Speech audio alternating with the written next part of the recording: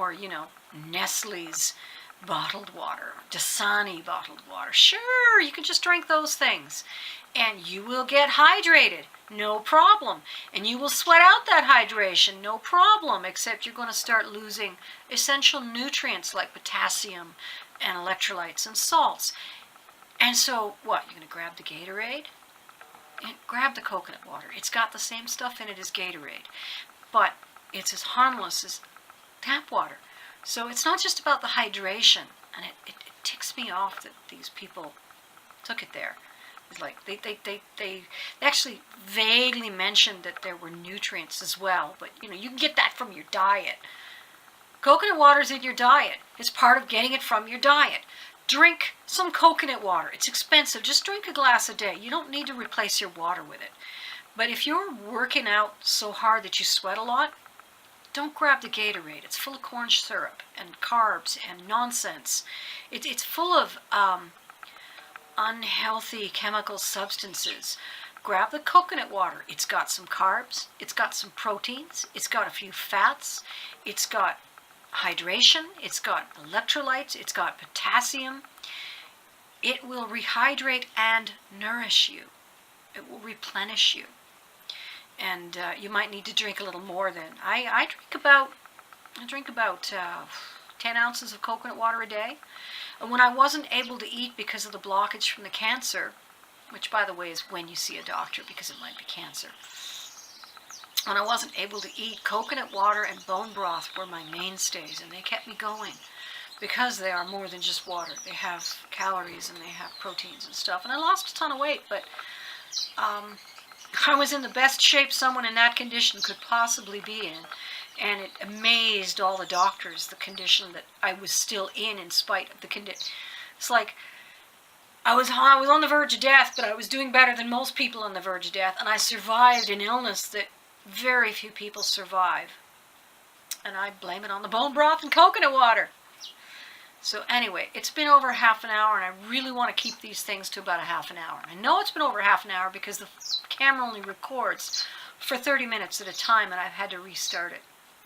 So, have a lovely day. I'll see you tomorrow. Remember, please, use YouTube. Hit that like button.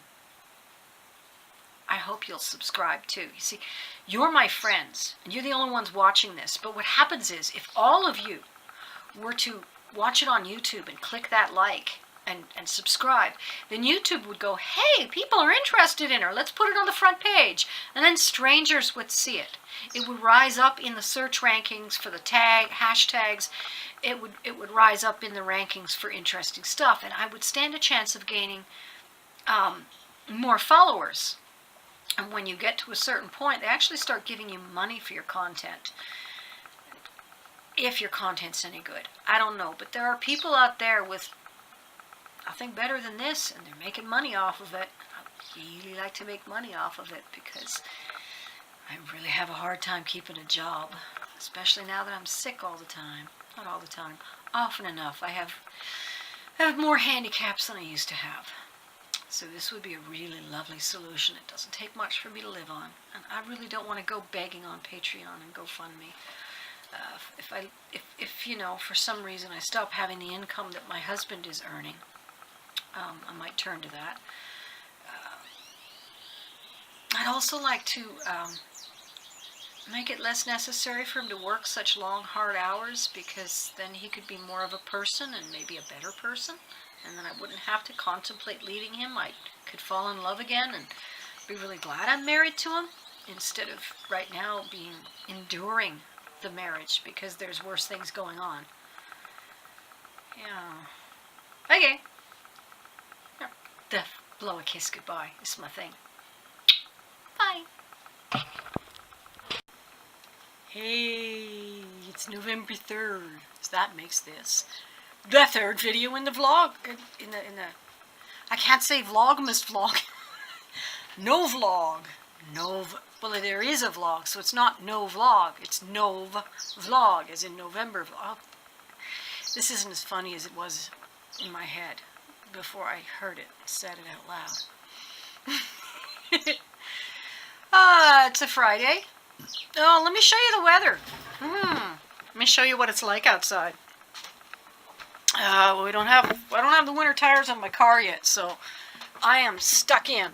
I could ride a bike, but I cannot drive my car today. Look at that. I mean, seriously. See that snow? I don't know if the camera's capturing it. It's pretty small snowflakes, but you can see it's... And I just swept this like 5 minutes ago. I swept this area and it's already filling in, which leads me to go, why did I sweep it? Well, I swept it because I was having a hot flash and needed to go out and cool off. Hot flashes. They have continued unabated ever since the operation. Oh, that's kind of cool. Let's see if you can see that out the window. Can you see the drifts of snow flying off the roof? Well, of course it quit now that I turned the camera to it. There was like this curtain of fine, misty snow come like this across the window. Makes it feel even more like a blizzard, really. Piper's got itchy ears, which is terrible. And she's complaining. That means I have to go back to the vet because I never did pick up the prescription for her itchy ears because they seem to clear up. Now they're not. Now I have to go back and I can't because I can't drive anywhere. Besides, we're waiting for more income. I spent so much on the tattoo that we're kind of just sitting there waiting until he earns enough to be able to get back into, being able to do things like go to the vet. I also am not feeling very well today. How do I explain it? Well, I had a colonoscopy about 2 weeks ago. And, the next time after that, Piper's playing with a toy, so you'll hear squeaking in the background. It's because I'm talking. And that, of course, is going to get the parrot going. So I'm going to go downstairs where it's quieter, because this is about to get... It's dark and ugly down there. Damn these animals. You can't make them stop making noise. You can yell at them and abuse them and be mean, but you can't really make them stop. No, Piper. Please not now. Or maybe you can. I'll give it a try. Someone's messaging me on Facebook. I mean, I did my good boy bye noises, but humans are not happy with one, okay, thanks, goodbye. They've got to go, okay, goodbye, okay. Goodbye now, you have a nice day. Okay, you have a nice day too, and take care of yourself. Oh, I will. You take care of yourself. Like, just say goodbye. I don't understand you people. You're going, so go. And then they're like, well, that was rather abrupt. Is she mad? Why does she just suddenly go? People are weird, I tell you, just weird. And they call me weird. I'm at least logical. So yeah, in the colonoscopy, they didn't give me that stuff that makes you forget everything. And so I remember that it hurt bad, bad, bad, bad, bad. If you've ever had a gas bubble that built up in one spot and wouldn't go away until it's like this really sharp stabbing pain, well, that was going on the whole time the scope was in there. And I'm thinking, the scope's taking too sharp a bend and it's pushing up against the wall of my colon. And I was like, putting my hand down, interfering with the process, of course. You think they'd get a clue when your patient is writhing, wriggling, moaning, and pushing against their belly. But they went on with their colonoscopy, and I figured they bruised me. And that bruise has now become what's known as a stricture. And unlike most people, I'm capable of sticking a gloved finger down in there to find it. Which is something I was doing when I was troubleshooting why I couldn't irrigate. Irrigation is when you put water in your colon via the lump of colon that sticks out of your tummy when you have an ostomy. An ostomy is when they take and put a hole in your stomach and shove a bit of your intestines out and glue a bag on over it because you can no longer send it down the normal pipe. And irrigation is when you put a special device in to cause water to flow in, and then it's like an enema, it just cleans you right out. And up until the colonoscopy, this was going fairly well, and it was allowing me to keep my colostomy bag clean and to feel clean and to go about normal life with, just this chore on a regular basis. And it stopped working after the colonoscopy, and lately I started investigating. I mean, the whole thing grosses me out, so You know, the idea of sticking a gloved finger, even with the glove on, I'm like, I don't want to touch it. I did, and I found out that I won't use the colloquialism I used to describe it. Well, tighter than a virgin's arsehole. There, I did it.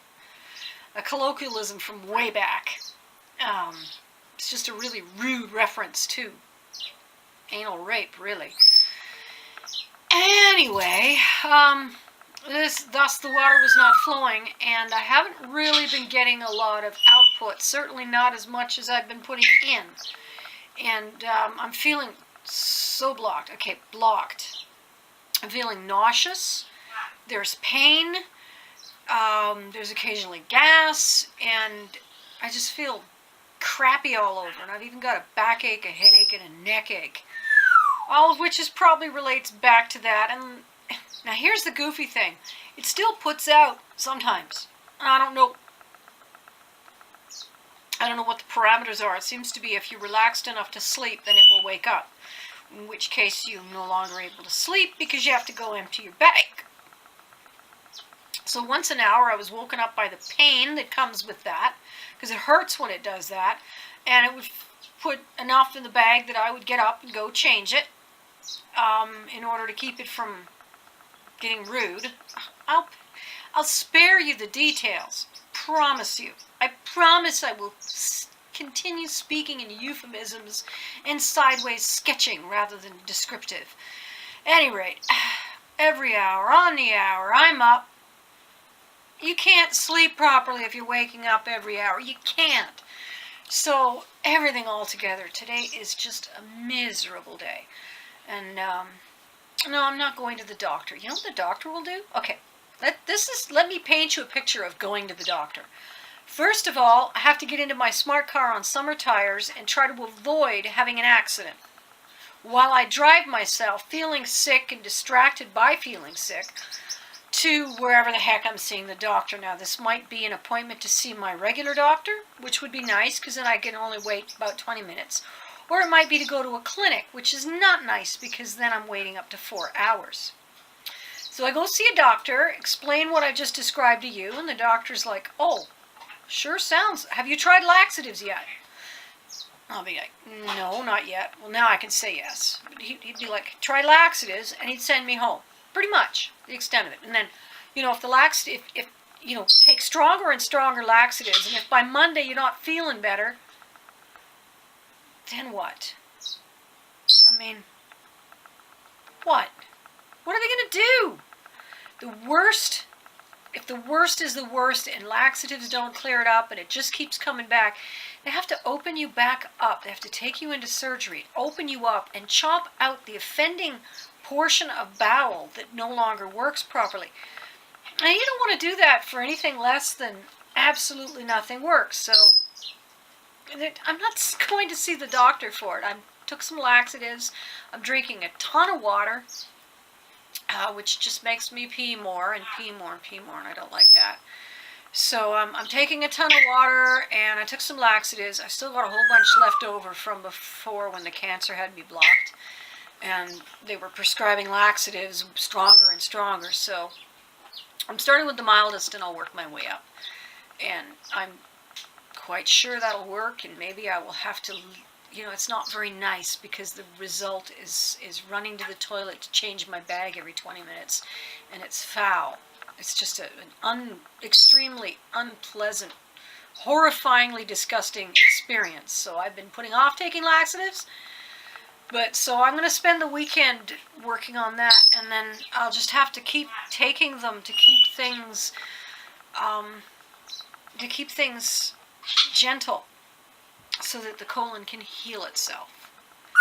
And if a couple of weeks from now I cannot stop taking the laxatives, and I'm still having a problem, and I cannot irrigate, then I can bring it up with my doctor, and we can look at more intensive measures. So that's where I'm at today. Stuck at home in the snowstorm. I had to cancel someone who was going to come visit because I'm not feeling well enough to deal with company.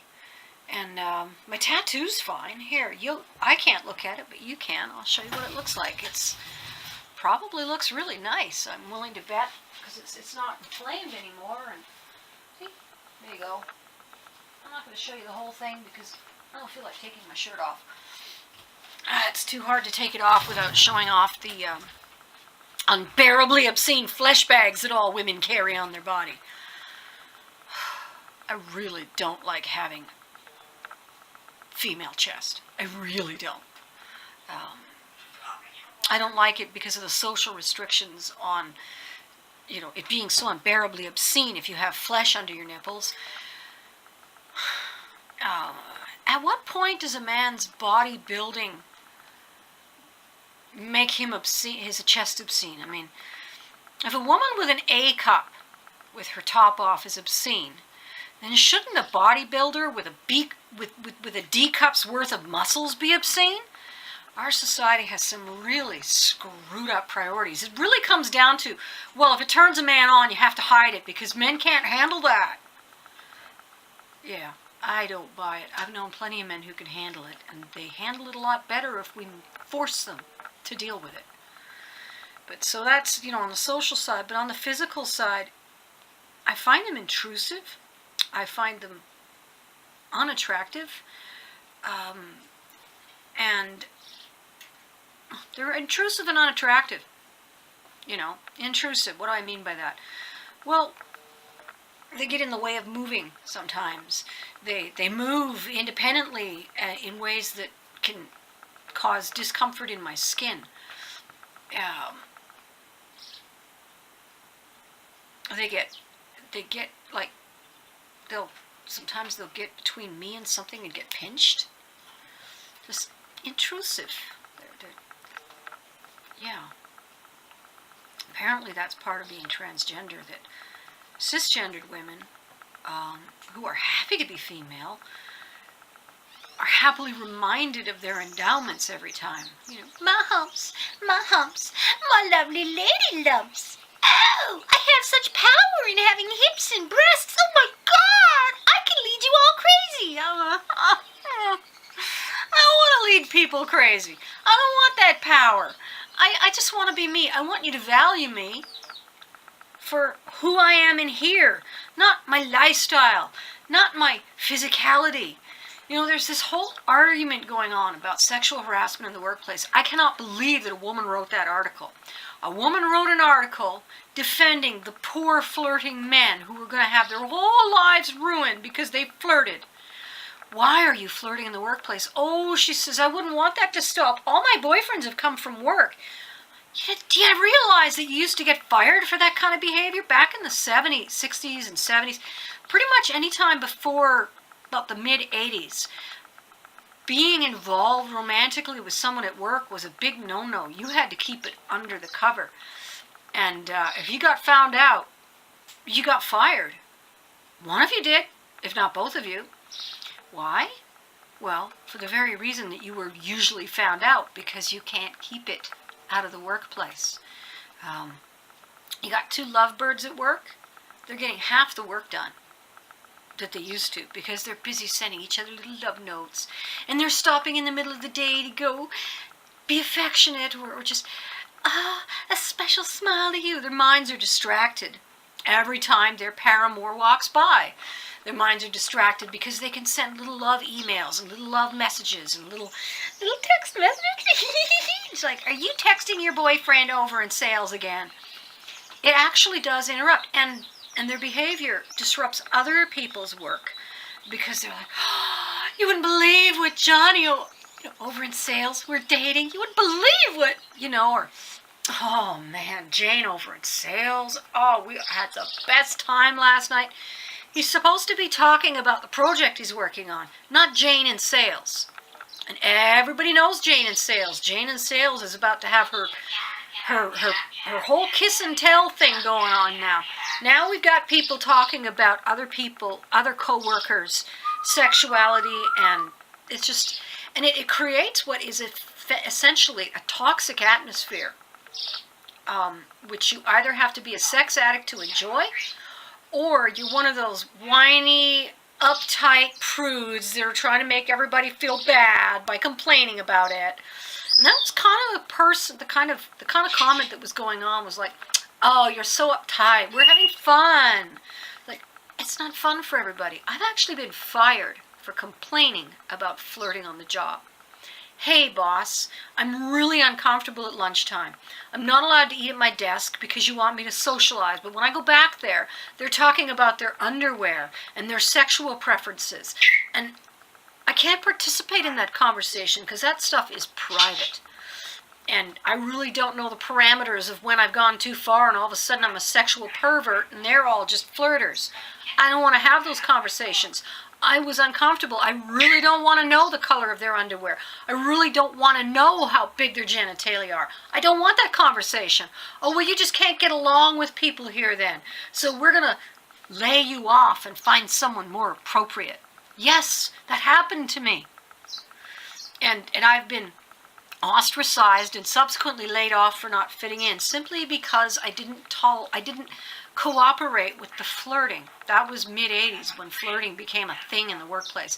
See, what happened was people used to have set work hours, and then they had time left over after work when they actually went out and had their lives. And then in the 80s, for some strange reason, you had to dedicate yourself to the company to where you could be called upon for corporate. You were a team member. You weren't an employee anymore. You were a team member, and it was your team, and you're pulling together, and that meant that even after work, you were supposed to be involved in work. So they could call you at home. They could send work home with you. They could require you to join them at the bar afterwards to drink, or to join them at the baseball diamond or the hockey, whatever their team sports was team building exercises. They could take your whole weekend away from you and make you spend it with your coworkers. Well, how are you supposed to have a social life outside of work when you're not allowed to have a life outside of work? So of course you have to date at work.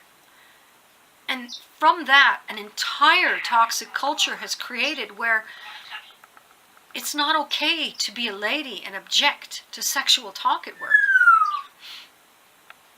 And now, all of a sudden, we're defending the womanizers, the cads and the rakes that treat females like potential sexual conquests. Like, this is supposed to be the greatest compliment to tell you your ass looks good.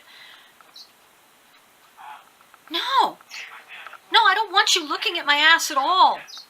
Oh, you should loosen up. Why don't you dress a little prettier? Because I don't want my ass commented on. Because I don't want to be worried on the way home that one of these guys is going to take it too far and follow me home and rape me. Oh, they wouldn't do that. Oh, wouldn't they? You think it doesn't happen? Then you're the one in 5 that hasn't had it done to you then. And it's just a matter of time. And by being aware that this happens and by being very frightened of it, I have managed to escape actually being raped. But I've not escaped the trauma of worrying about it. And now even men have to worry about being raped. So it's not okay to sexualize your coworkers. Not for fun, not for a laugh, not because it's so funny to watch them blush when you embarrass them. And not for the sake of forcing them to show that they're tough enough to take it. I don't even understand why people sexualize their coworkers. It's not okay. And what about the coworker that let's just pretend we're in a situation where everybody in the office seems to agree and be comfortable with it, and it's endemic to the workplace and everyone does it. Anybody who wants to work here should be able to engage in it. How about the 45-year-old spinster in the front office who hasn't had a date in years because, someone threw acid on her when she was 12, or I don't know.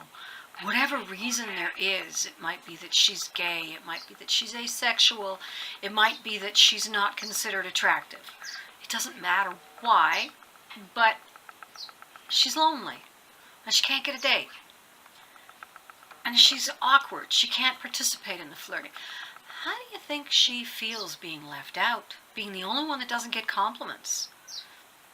And then how about the one that's getting all the compliments and their ego is this big and they're running around using that atmosphere to overpower and to put their agenda ahead of yours and everybody else's.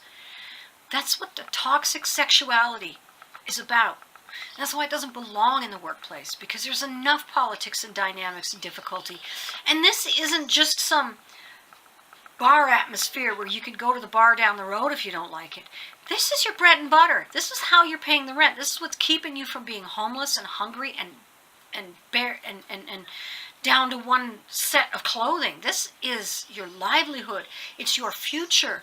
It's where all your hopes and dreams are, and it's being derailed by some sex addicts who cannot stop getting themselves turned on at your expense. It's not okay. Really, it isn't. If you're doing it, or you're allowing it to be done, you need to start practicing some change. When you hear yourself doing it, say, oh, I'm sorry.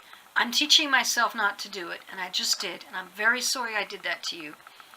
And let me rephrase myself, and then come up with a non-sexual compliment to replace it.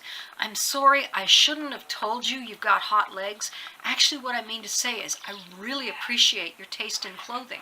You look fantastic today. Complimented.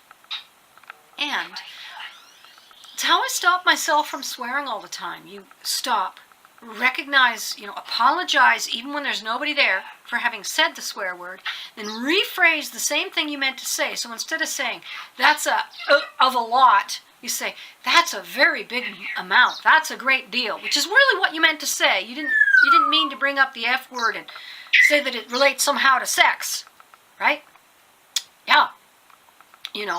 You can say something is really, really horrible, or you can say something is, use a profanity. I'm trying hard not to swear on my channel because of all of the YouTube stuff about it. And I frankly think that swearing is something that should be freely done in appropriate circumstances. You hit your thumb.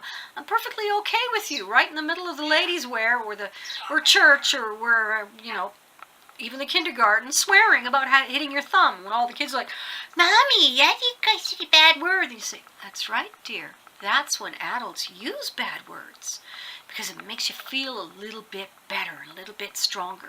But we don't use bad words as part of our conversation because we have really good adjectives to use instead.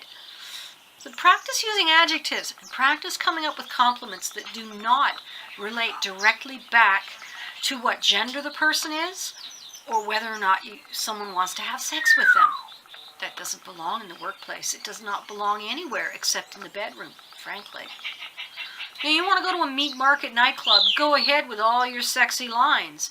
Don't do it to a woman on the bus or a man on the bus. Don't do it to a coworker. Don't do it to someone at your ball club. Just don't do it. Where are you going to meet people?